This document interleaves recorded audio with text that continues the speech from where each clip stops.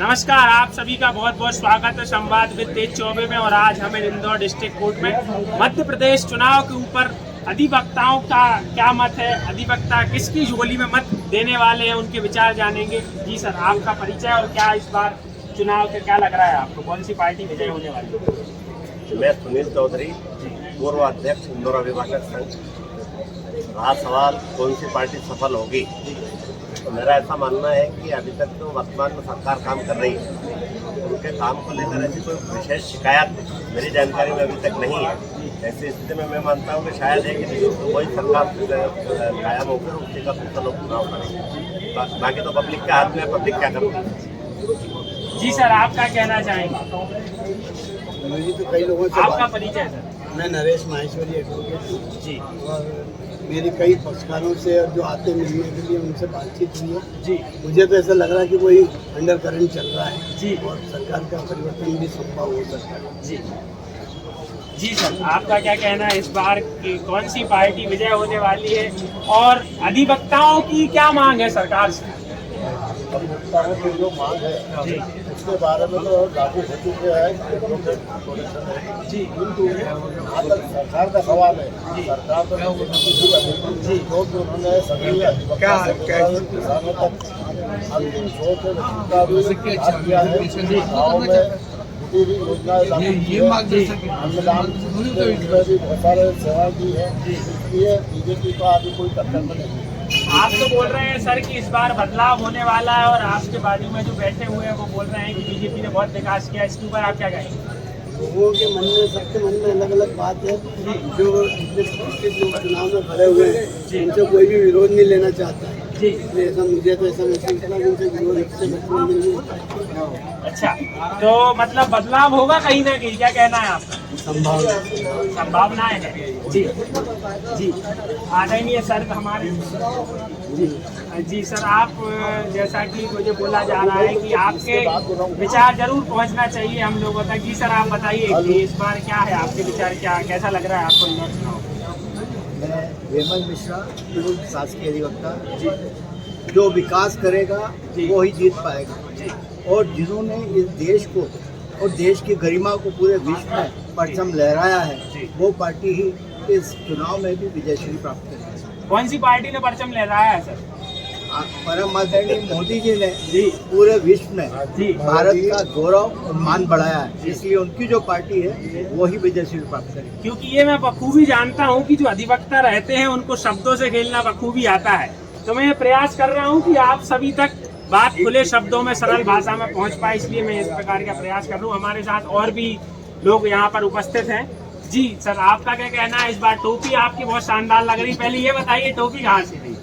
मैं ये हिमाचल प्रदेश से लेके आया था जी, और जहाँ तक चुनाव का सवाल है, जी, आज फिलहाल में तो पूरा मुद्दा एक तरफ भाजपा की जीत की तरफ चलता है जी, और निश्चित तौर पे प्रदेश में और देश में भी 2024 के चुनाव में देश में भी मोदी जी बहुमत से आएंगे और मध्य प्रदेश में और राजस्थान और जहाँ जहाँ चुनाव है वहाँ पे भाजपा पूर्ण बहुमत से चुनाव जीतेगी और देश का विकास करेगी। जी, अधिकतर यहाँ पर बीजेपी समर्थक ही है क्या? मैंने अभी तक जितने लोगों से भी चर्चा की सभी ने ये बोला कि भारतीय जनता पार्टी और भारतीय जनता पार्टी, लेकिन इसमें यही बात जो है वो एक सोचने लायक है और यही लोकतंत्र है कि इतनी लोगों के बीच में भी पूर्ण ओंकार भर के बदलाव की बात जो एक व्यक्ति कर रहे हैं, कहीं ना कहीं यही है जिसको अपन बोलते हैं कि डिक्टेटरशिप नहीं है यहाँ पर।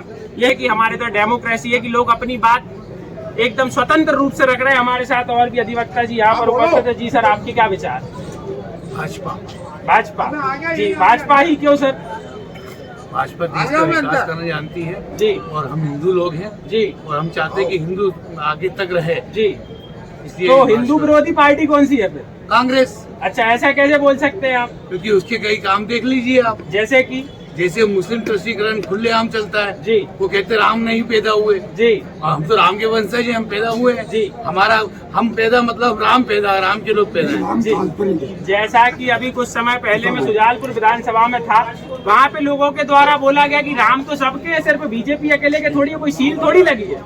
बात वो नहीं है जी बात ये है कि भगवान राम सबके हैं बात माने, लेकिन कांग्रेस ये कहती है कि है ही नहीं राम, पैदा ही नहीं हुए राम, जी इसलिए हम उनका विरोध करते हैं। अच्छा और आगे भविष्य में भी संभावना है कि अगर मुस्लिम तुष्टीकरण चलता रहा तो इस देश पर मुस्लिम राज करेंगे आगे, इसलिए कांग्रेस का साथ देना नामुमकिन है। अच्छा जी सर, हमारे अधिवक्ता आ गए हैं। आदरणीय सर, आपका स्वागत है। आप माइक से भाग रहे हैं लेकिन मैं माइक आप तक लेके पहुंचूंगा।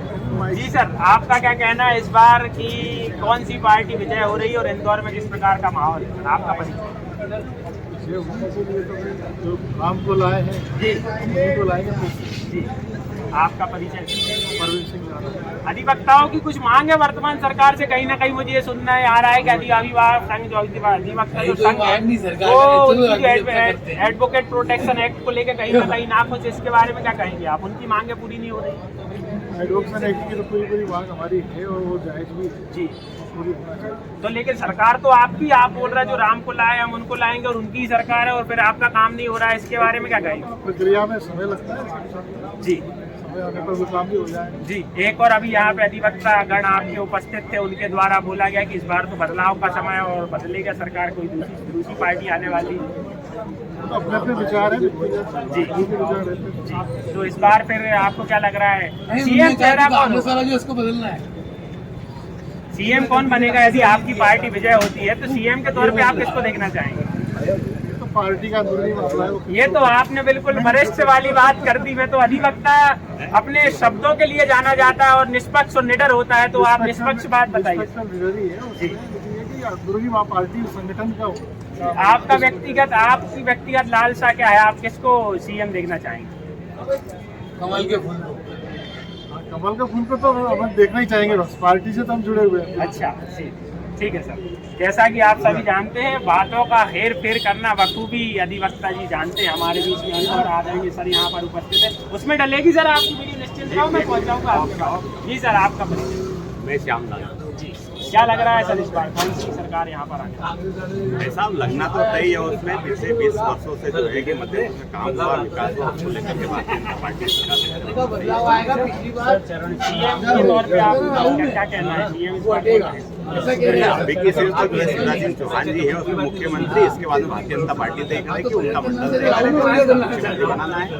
आप लोग यदि देखना चाहें तो आप लोगों की क्या इच्छा है कि कौन होना चाहिए? जो मतलब अच्छा विकास करेगा वो मुख्यमंत्री होना चाहिए और भारतीय जनता पार्टी का जो भी चेहरा रहेगा जिसको बनना चाहिए उसमें जो बहुत सारे लोग हैं इसमें दावेदार।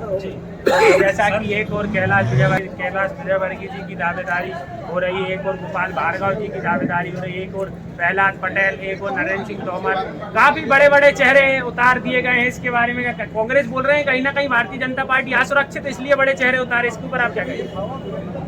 देखिएगा ये तो पार्टी नेतृत्व तय किया है, उसमें बड़े चेहरे हैं, तो पूरे प्रदेश में भारतीय जनता पार्टी प्रचंड बहुमत है, इसको लेकर के पार्टी ने बड़े चेहरे उतारे हैं। और माननीय कैलाश विजयवर्गीय जो अपने इंदौर के हैं, अगर वो बनते हैं तो हमको अधिक प्रसन्नता होगी। जी सर।